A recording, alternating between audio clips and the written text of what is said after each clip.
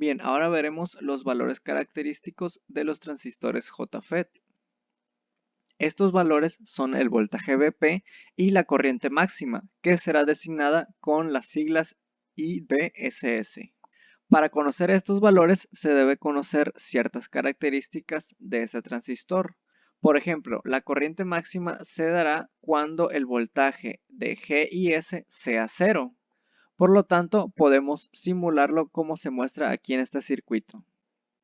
Podemos observar que aquí el voltaje es cero. Entonces, cuando esto ocurra, la corriente máxima será de 10 miliamperios. Esto será el valor de IDSS.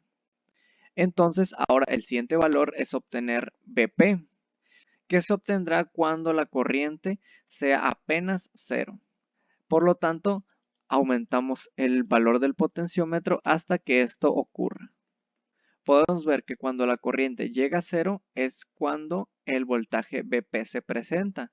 En este caso, tenemos un voltaje de menos 1 voltio.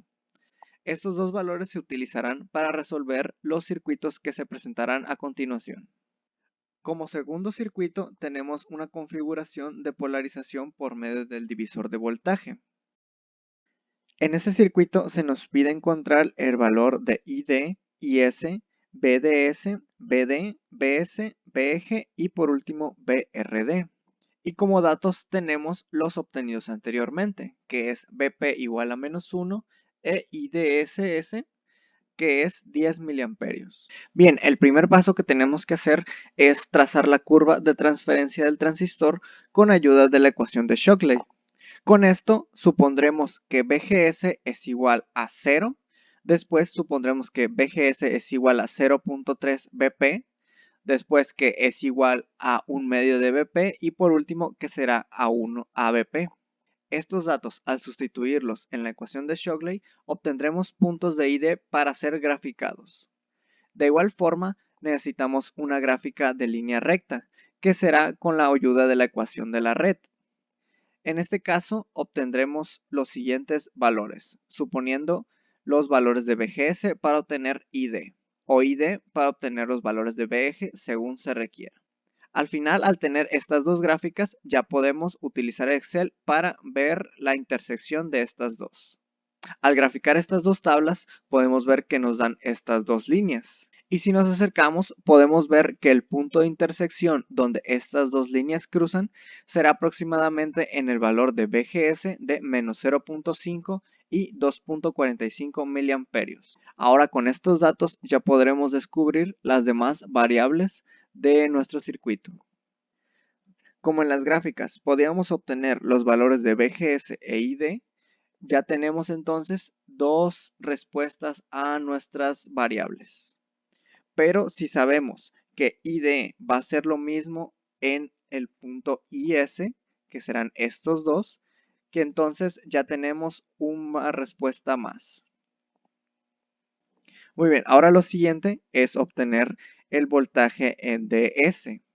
Esto se hará con una malla y podemos ver que en los cálculos obtenemos un valor de 0.97, mientras que aquí en la simulación obtenemos un valor de 0.94. Lo siguiente es el voltaje en D. En los cálculos podemos observar que obtuvimos un valor de 5.38 y aquí 5.36. Después el voltaje BS obtenemos en los cálculos que es 4.41 voltios, mientras que aquí en la simulación 4.43. Y por último en el voltaje de la resistencia D, en los cálculos obtenemos que es 6.61 y aquí en la simulación 6.64. Y comprobamos que la corriente ID y S son los mismos y es muy parecido a lo que obtuvimos en las gráficas, que habíamos dicho que eran 2.45 miliamperios. Y el voltaje de BGS 0.5 que concuerda directamente con lo que dijimos en las gráficas. Con esto podemos ver que los cálculos que hicimos a mano corresponden muy cercanos a los valores en la simulación. Y bueno, para nuestro tercer circuito tenemos un circuito de configuración de autopolarización donde está conformado por una fuente de 10 volts que va a una resistencia de 2.7 kilo ohms a nuestro transistor JFET y después a nuestra resistencia de 560 ohms que también de aquí regresa al transistor y por eso el nombre de autopolarización y todo lo demás a tierra. Como ya se había mencionado anteriormente, la corriente de drenaje fuente de saturación es de 10 miliamperes.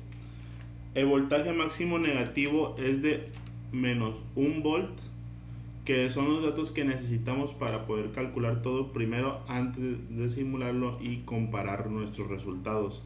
Para ello utilizamos nuestras tablas en el Excel, donde utilizamos las corrientes, el voltaje y realizamos nuestra curva y nuestra recta para encontrar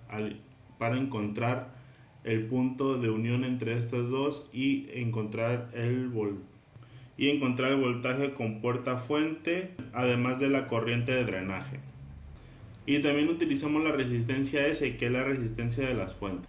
Para ello ya colocamos todos los valores, al igual cuando el voltaje es menos 1, nuestra corriente es 0, y cuando el voltaje es 0, nuestra corriente es el valor máximo que tiene, que era de 10 miliamperes. Aquí podemos ver cómo se obtiene nuestra gráfica de los puntos en curva y la punta de la recta. Aquí ya realizamos un análisis donde colocamos qué valor es el que obtuvimos de cada uno de la corriente y del voltaje de GS y corriente de ID.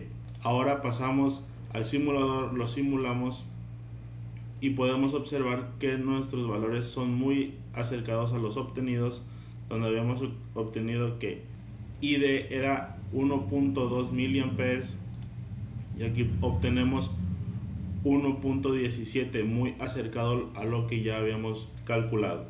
Aquí podemos observar los puntos D y S obtenidos y son muy acercados a los valores obtenidos. Y aquí podemos ver una comparación con los datos obtenidos calculados de forma analítica y viendo que el voltaje del drenaje y las fuentes es de 6.088 y aquí tenemos lo que es 6.17, muy acercado a lo estimado. El voltaje que hemos calculado aquí de menos 0.73 lo vemos de esta parte y vemos que es muy acercado a lo obtenido. Al igual que el voltaje de la resistencia del drenaje, que es de 3.24, aquí tenemos 3.17, muy acercado a lo analizado.